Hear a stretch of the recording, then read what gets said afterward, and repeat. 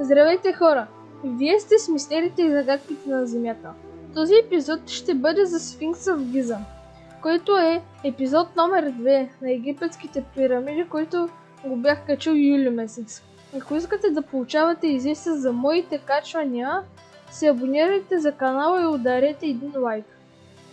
Сфинксът в Гиза е голяма статуя на Сфинкс, която се намира на платото край Гиза в Египет, на западния бряг на река Нил, близо до съвременния Кайро.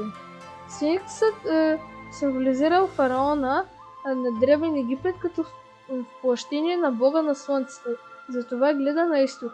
Гледа Сфинкса са били построени, най-известният от които е този в Гиза. Сфинксът – огромна статуя с човешка глава и тяло на лъв, която пази покоя на фараоните, погребани в пирамидите. Фигурата на Сфинкса датира от 2500 година преди новата ера с човешко лице широко 6 метра, издялно от два робика. Според класическата египтология изображението е на Хефрен, син на Хеопс. Но през 2004 година френски археолог от български произход Васил Добрев предлага нова теория, съгласно която големият Сфинкс в Гиза е построен от фараона Джедафра в чест на баща си Хеопс. Тази теория вече се споделя от редица египтолози в света. В гръцките митове Сфинксът е крилато чудовище с тяло на лъв, но с глава и гърдина жена. В легендата на Египет Сфинксът задавал гатанки и убивал тези, които не можели да отговорят. Какво върви на 4 крака на сутринта, 2 на обяд и на 3 на вечерта? Египет отговори верно. Човекът върви на 4 крака като бебе, върви изправен след това и използва басун на старини. Човекът този отговор, Сфинксът полудял, наръгал се и се самоубил. Това е описанието на Сфинкса, но нека да се заемем с голямата мистерия. Дали древните египтяни са го построили? Какво има под него? И къде е другата част на плочата, която е намерена пред Сфинкса? Отговор на въпрос номер 1. Екипът на доктор Антони Уест твърди, че Сфинксът е създаден преди Египет да се превърне в пустиня, преди повече от 9-10 хиляди години. Заближително е, че доказателствата се стоят от хиляди години, но до сега никой не е отчел важността им. Учените, участвали в експедицията на доктор Уест, са открили нови доказателства, според които сме потомци на една непозната по-ранна цивилизация, една напреднала култура, способна на невероятни технологични постижения. Доказателствата за една висша цивилизация, построила Сфинкса, са категорични, но едно от тях е най-силно. Монументът е ерозирал от вода. Екипът на Уест и професор Робърт Шок от Бостонския университет изчислили каква би била промяната в климата за това време. Удивително е, че геоложките свидетелства и компютърните симулации са единодушни, че преди около 10 000 години Сахара е била много по-влажна от сега. Доктор Марк Ленър, египтолог, критикува изследването. Екипът не беше безчувствен. Изказани са много подобни идеи за Сфинкса, но всички бяха отнесени от вихара. Ние, египтолозите, имаме сигурно доказателство, според което Сфинксът се датира от времето на Хефрен, който е построил втората пирамида в плацето на Гиза. Но така и не представя такова категорично доказателство. Доктор Джон Кътсбак, професор по палеоклиматология в университета на Уисконсин, подкрепя екипа на професор Уест и професор Шок с убедително твърдение. Ние, египтолозите, имаме сигурно доказателство, според което Сфинксът се датира от времето на Хефрен, който е построил втората пирамида. Това беше малка грешка, това го прескочите.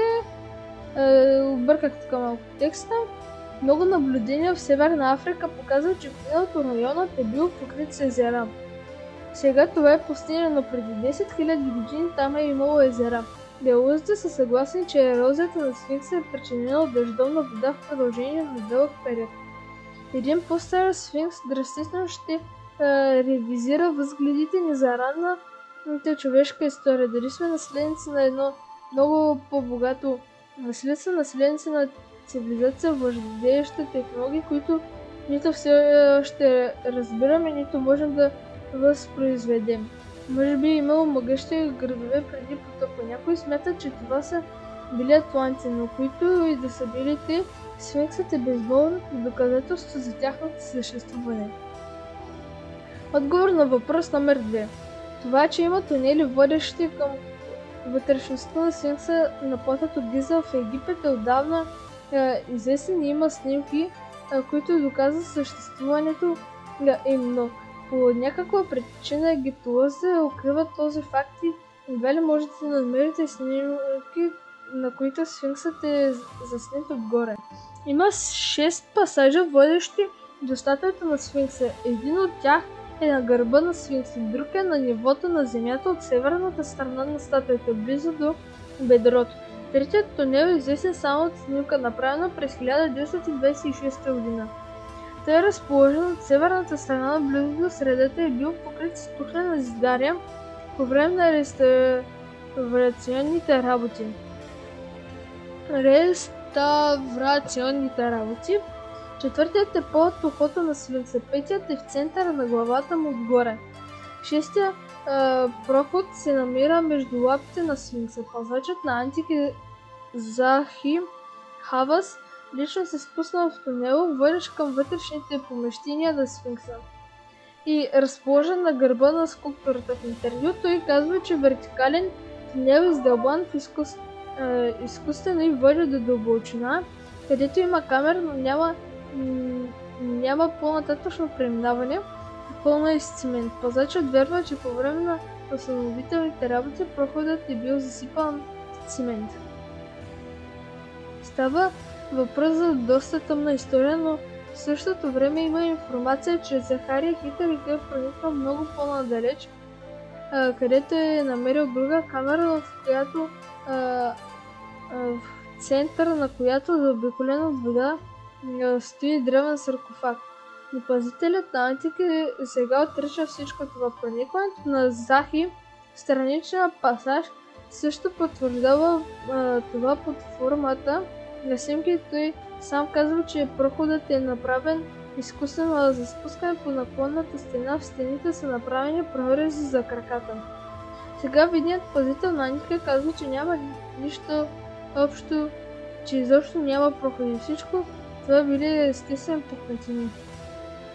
Това е смешно, но официалната позиция на водещия египтолог стана точно такава.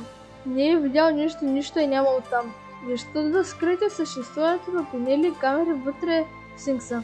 Едгар Кейси, спящия пророк, пише, че има тайна зала с ход, която може да бъде намерена между лапите на Сфинкса. Отговор на въпрос номер 3. Пред Сфинкса има плоча, която е отчупена. Тя от 1400 година преди новата ера е разказана и обикновена история. Преди хилядолетия, по време на лов, един египетски принц заспал под сянката на Сфинкса на главата на Сфинкса. Да сън му се явил Ра и му казал, че големият зидяр се надвишава и трябва да бъде освободен от пясъците. Ако го направи, ще получи короната на долен и горен Египет. Принцът веднага наредил да го почистят и не след дълго предсказанието се избъднало.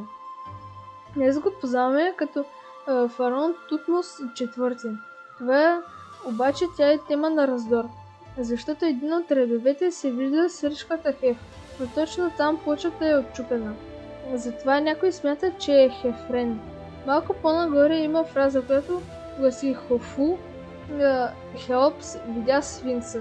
Хеопс е предшественик на Хефрен, така че няма начин Хеопс да е видял монумента, ако наследникът му го е построил.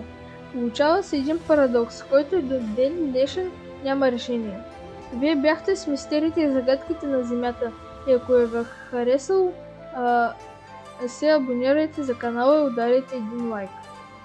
И да кажа, че до края на годината гоним 30 абоната. И затова кажете на Стенка си, на баба си, на всичките си родини да се абонират.